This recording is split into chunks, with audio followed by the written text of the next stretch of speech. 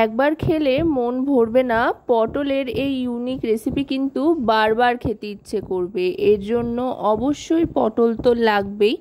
এখানে পটলের খোসাটা ছাড়িয়ে নিয়েছি। খোসাটা কিন্তু অবশ্যই ছাড়িয়ে নিতে হবে, তাহলে করে খুব সুন্দর একটা ফ্লেভার আসবে, টেস্টটা অনেক বেশি ভালো হবে। এবার পটলগুলো এক এক করে গ্রেট করে নিতে হবে, গ্রেটারের সাহায্যে বা কুড়িয়ে নিতে হবে। পটলগুলো আস্তে আস্তে কুড়িয়ে নিচ্ছি প্রত্যেকটা। এটা একটু সময় সাপেক্ষ কাজ, প্রত্যেকটা পটল এভাবে কুড়িয়ে নিচ্ছি। আপনারা চাইলে কিন্তু ছোট ছোট টুকরো করে পেস্ট করে নিতে পারেন যদি হাতে কম সময় থাকে, তবে এভাবে কুড়িয়ে নিলেই কিন্তু বেশি স্বাদ হবে। পটলটাও সব কটা পটলই এখানে কোড়ানো কিন্তু হয়ে গিয়েছে। এবার এটা একটা সাইডে সরিয়ে রেখে নিয়ে নেব একটা মিক্সার জার। সেখানে 100 গ্রাম মটর ডাল, যেটা ভিজিয়ে রেখেছিলাম, মোটামুটি 4 থেকে 5 ঘন্টা ভিজিয়ে রাখলেই চলবে।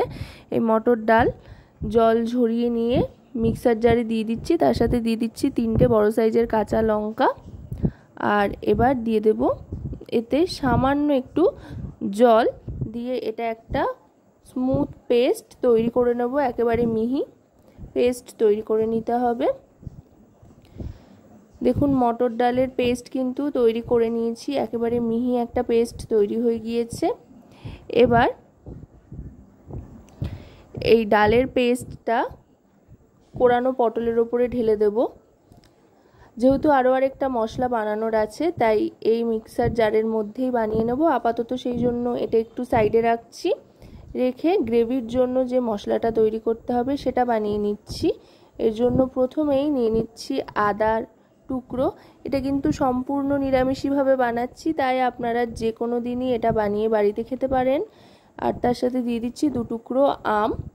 টমেটোর পরিবর্তে এখানে কাঁচা আম ব্যবহার করছি। এখন যেহেতু আমের টাইম, সেই জন্য আম দিলে কিন্তু বেশ অন্যরকম একটা ফ্লেভার আসবে আর গ্রেভিটাও খুব সুন্দর হবে। এবার দিয়ে দিচ্ছি এতে হলুদ গুঁড়ো 2 টিস্পুন পরিমাণে, রোস্টেড ধনে আর জিরে গুঁড়ো 2 টিস্পুন পরিমাণে। তারপর দিয়ে দিচ্ছি কাশ্মীরি রেড চিলি পাউডার, এটা 1 টিস্পুন পরিমাণে দিয়ে দিলাম। আর দিয়ে দিচ্ছি এতে পরিমাণ মতো নুন। এবার দিয়ে দেব পরিমাণ মতো জল, দিয়ে এটা পেস্ট করে নেব।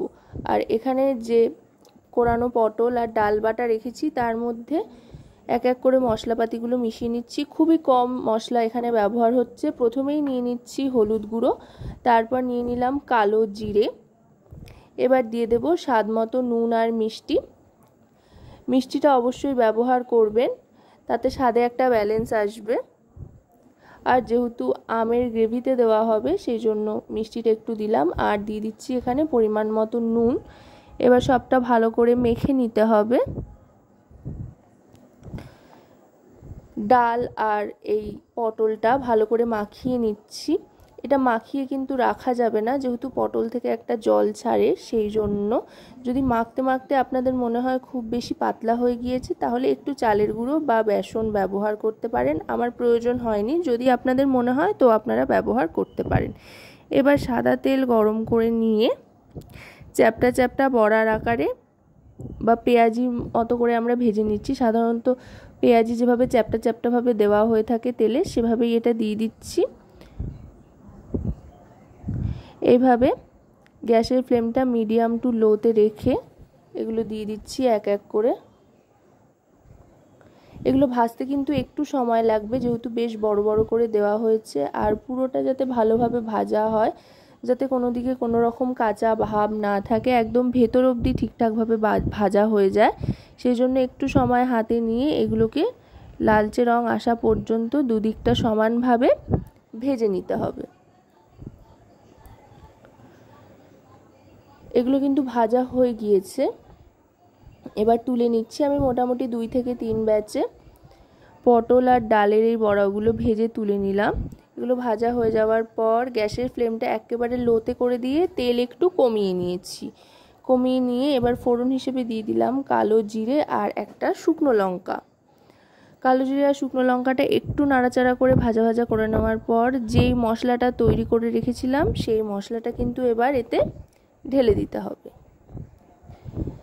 একবারে যেহেতু মশলাটা তৈরি করে নেওয়া, এতে নুন, হলুদ, ধনে গুঁড়ো, জিরে গুঁড়ো, লঙ্কা গুঁড়ো সবই দিয়ে নিয়েছিলাম, তাই আলাদা করে এখন কিন্তু আর কোনো মশলা মেশানোর নেই, শুধু এটাকে ভালো করে কষাতে হবে গ্রেভিটাকে। তাই গ্রেভির পাত্র ধোয়ার একটু জল দিয়ে দিলাম, মানে মশলার পাত্র ধোয়ার একটু জল দিয়ে দিলাম। দিয়ে এবার গ্যাসের ফ্লেমটা মিডিয়াম টু লোতে রেখে গ্রেভি থেকে তেল ছাড়া পর্যন্ত কষাতে থাকবো। যেহেতু কোনো রকম আলু ঠালু কিছুই ব্যবহার করছি না, তাই এটা কিন্তু খুব চটজলদি হয়ে যাবে, খুব বেশি সময় লাগবে না। আর খুন্তিটা চালাতে থাকতে হবে মোটামুটি, যাতে গ্রেভিটা কড়াতে লেগে না ধরে। আর একটু জল দিয়ে দিচ্ছি, ঈষৎ উষ্ণ গরম জল। গ্রেভিটা ফুটে ওঠা পর্যন্ত এবার অপেক্ষা করতে হবে। দেখুন গ্রেভি কিন্তু ফুটে উঠেছে। এবার একটু চিনি দিয়ে দিচ্ছি, খুব সামান্য, যেহেতু আমের একটা টেস্ট রয়েছে এর মধ্যে, তাই কয়েক দানা চিনি দিয়ে দিলাম। দিয়ে এবার আরও আরেকবার এটাকে নাড়িয়ে চাড়িয়ে নিয়ে ফুটে উঠলে এবার এর মধ্যে দিয়ে দেব পটল আর ডালের যে বড়াগুলো তৈরি করে রেখেছিলাম সেই বড়াগুলো। আশা করব রেসিপিটি আপনাদের ভালো লাগবে। ভালো লাগলে অবশ্যই রান্নাবাড়ি চ্যানেলটিকে সাবস্ক্রাইব করে লাইক, শেয়ার, কমেন্টের মাধ্যমে আমাদের পাশে থাকবেন। আর পাশে থাকা বেল আইকনটি অন করে দেবেন সবার আগে সমস্ত রকম নতুন রান্নার নোটিফিকেশান পাওয়ার জন্য, কারণ আপনাদের জন্য, আপনাদের নিয়েই কিন্তু আমাদের চ্যানেল রান্নাবাটি। এই বড়াগুলো দিয়ে কিন্তু খুব বেশি ফোটানোর দরকার নেই, হালকা করে একটু ফুটিয়ে নেব আর আলতো হাতে এপিট ওপিট করে নাড়িয়ে নেব। সাধারণত পটল একঘেয়ে খেতে ভালো লাগে না, আর এই গরমকালে কিন্তু প্রত্যেক দিনই বাড়িতে প্রায় পটল আসে, তাই এভাবে আপনারা বানিয়ে নিতে পারেন। একবার একটু লাস্ট অবধি ফুটিয়ে নিয়ে শেষে গ্যাসটা অফ করে দিয়ে এবার এটাকে সার্ভ করে দিচ্ছি। নিরামিষি দিনগুলোতে কিন্তু পটলের এই রেসিপিটা রান্না করলে আপনারা ডাল ভাতের সাথে দারুণ উপভোগ করে খেতে পারবেন। দেখুন দেখতে কতটা লোভনীয় হয়েছে, বাচ্চা থেকে বড় সকলেই কিন্তু চেয়ে চেয়ে খাবে। পটলের একেবারে ইউনিক এই রেসিপি। তো আজকের এই রেসিপি আপনাদের কেমন লাগলো সেটা কিন্তু অবশ্যই আমাকে কমেন্টের মাধ্যমে জানাবেন। সকলে খুব ভালো থাকবেন, সুস্থ থাকবেন, রান্নাবাটির সাথে থাকবেন।